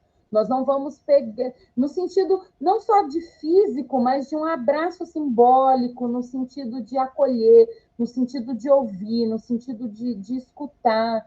E esses acolhimentos não é só na educação, né? É no mundo empresarial. É óbvio que o mundo empresarial já está se dando conta de que o racismo, o preconceito e a discriminação tem um impacto na produtividade que vai ter um impacto no lucro dessa empresa, né? Então, enfim, tem vários... Por isso que é importante também a gente entender essas disputas e entender, a partir das intersecções, como que esses marcadores se agenciam e como tudo não passa, para que tudo também não passe de uma jogada de marketing, né? Por isso que os dados nos mostram, não é uma... do ponto, a gente só vai poder ver que essa realidade foi mudada quando tiver um impacto estatístico no índice de desenvolvimento humano, na pobreza, na igualdade racial, na violência, né? Quando diminuir os índices do genocídio da juventude negra, de mulheres negras assassinadas, de feminicídios, enfim, e de sobrecarga, né? E de adoecimentos, que é muito grande nesses grupos. Mas acho que é isso. Alguma pergunta? Tem só, né? Faltam 5 minutos para a aula acabar, mas acho que a gente pode abrir para dúvidas, para perguntas, para questões que vocês queiram trazer, apresentar, falar. É difícil, a gente está trazendo imagens muito fortes, muitas questões fortes, mas eu acho que é importante e necessário, né? A gente desromantizar, né? Para desconstruir esse paraíso tropical, a gente precisa, muitas vezes, se deparar com uma realidade que é não só teórica, mas também em termos de imagem é muito dura, né? É isso.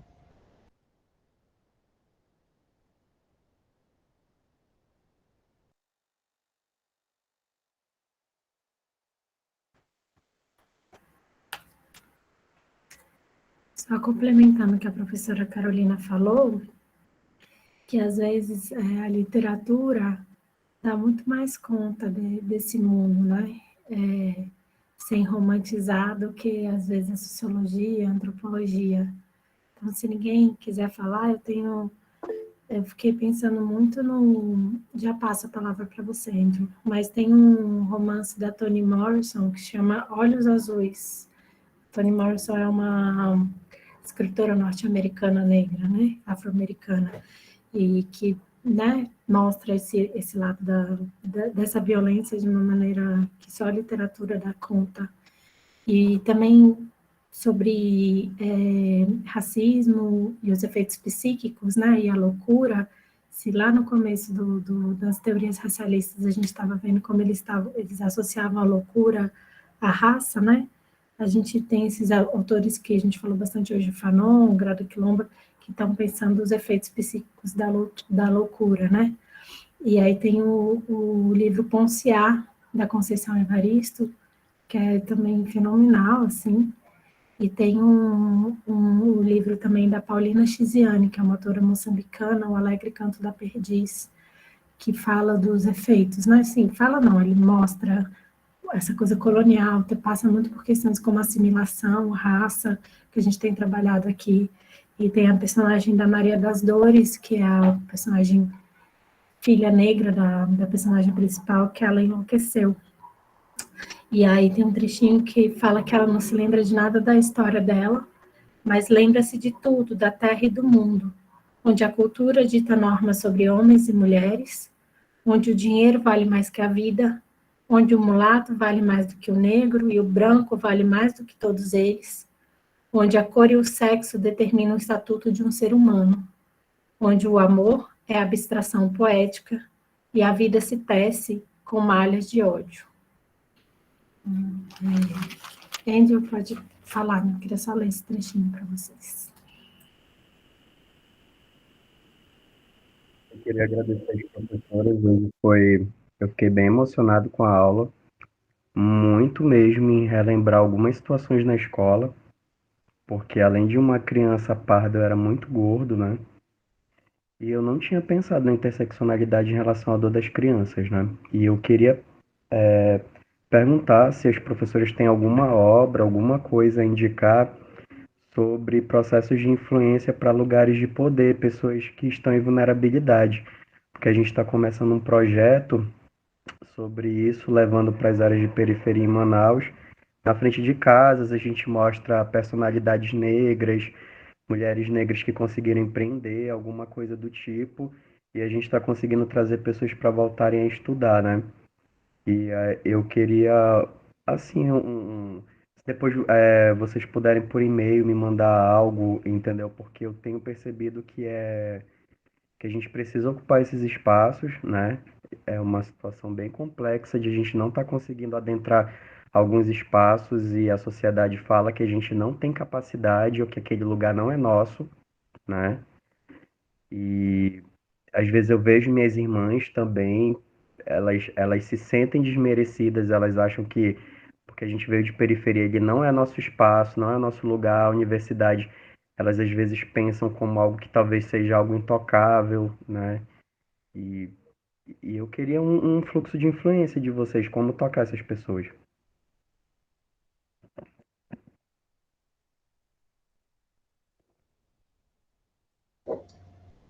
Eu coloquei aí também só uma complementação, que a Toni Morrison foi a primeira escritora negra a ganhar o Nobel de Literatura, tá? Em 1993, acho que esse dado também é importante. Você quer responder o Andrew, professora Maíra? Ou eu posso? Posso? Então, Andrew, nós temos uma bibliografia, inclusive eu já recebi o e-mail da Isabela, eu vou retornar, mas eu vou pedir para você também mandar um e-mail e explicar melhor, porque como eu disse, se tiver, por exemplo, muitas pessoas que queiram a bibliografia sobre educação, eu posso enviar referências, é um campo muito vasto, então, assim, nas periferias, se você está falando de pessoas voltar a estudar, seria uma bibliografia para sensibilização da educação de jovens e adultos, né? Então, depois você me manda um e-mail, e aí eu só não vou enviar a bibliografia, a gente está terminando o curso, né? Então, ele termina na sexta-feira, mas na próxima semana eu envio,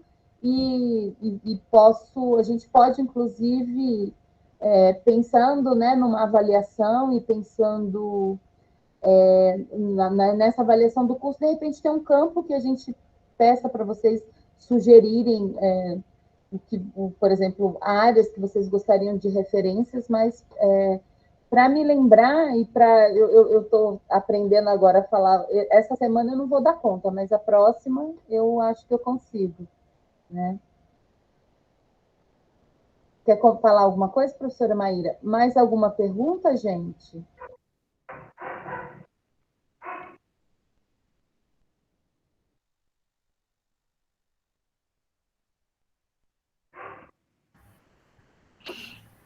Acho que é isso mesmo, eu concordo. Acho que é mais fácil a gente receber por e-mail para conseguir organizar toda a bibliografia. Aí manda e a gente faz isso na próxima semana. E se ninguém mais tiver perguntas, a Luana escreveu aqui.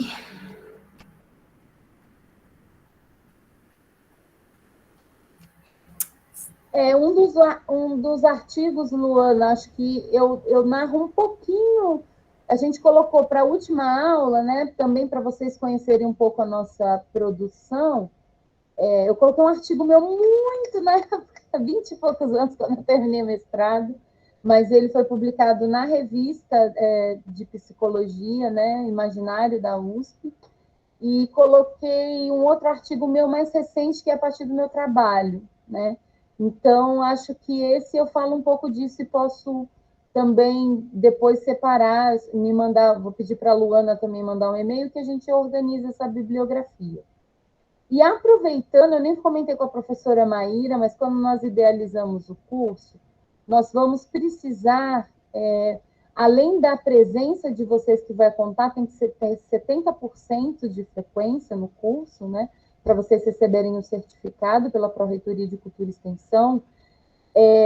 Eu estava pensando, né? Não pensei assim, em pedir um artigo, não pedi nada muito formal, mas já que a gente está nesse exercício, né?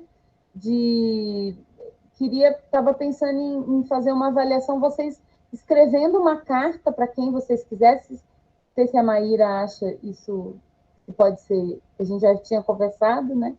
Mas uma carta contando como foi o curso, porque eu acho que tem, nessa dimensão teórica, né, de vivência e existência, entrelaçar, para a gente não fazer algo tão acadêmico no sentido de um artigo, com citação, cobrando esse tipo de coisa de vocês, uma carta acho que é uma dimensão fluida, e que do ponto de vista simbólico e do ponto de vista dessa psique, porque é um curso que busca transformar não só a dimensão teórica, mas também a subjetividade de cada um de vocês. Então, vocês contarem como que se você escrever uma carta, pode ser para a mãe, para o pai, para uma amiga, para alguém que já não está mais aqui, para um ser da natureza, para um orixá, enfim, o que vocês quiserem, usar a imaginação mesmo, e escrever uma carta contando como foi o curso, né? Pode colocar citação, referência bibliográfica no meio? Pode, à vontade, porque aí cada um vai se expressar, né? Como eu falo para os meus alunos, cada um vai se expressar da maneira que achar que é mais bacana. Pode ser uma carta que coloque imagem, coloque vídeo. Se junto com a carta quiser gravar um vídeo, um depoimento, falar, né? Obras, todas, se quiser usar mais de uma linguagem, pode usar. Mas a carta vai ser, né? Como eu falo para as crianças, tem a dimensão da escrita, né? Na presencial tem mais oralidade, mas vocês têm essa liberdade a partir do ensino remoto de dar um retorno para a gente desse curso. Amanhã a gente começa falando dessa ideia, que eu acho que... O que vocês acham dessa ideia? Acho que é importante. Vocês acham bacana e tudo isso? O que vocês acham?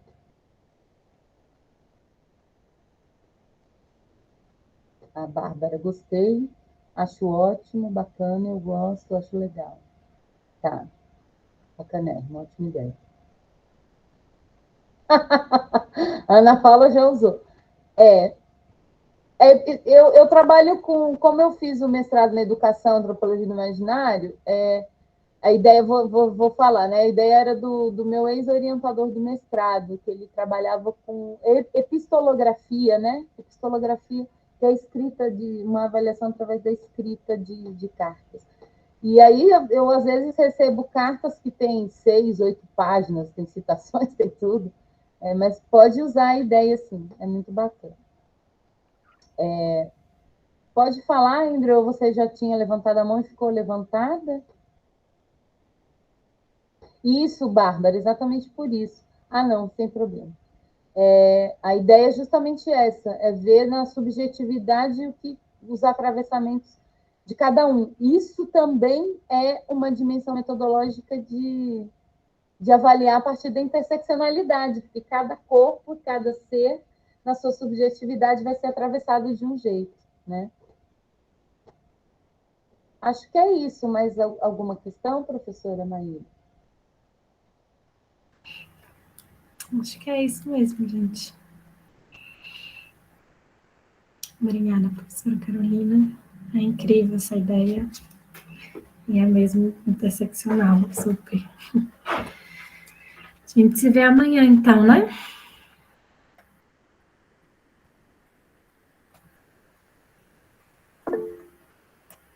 Boa noite.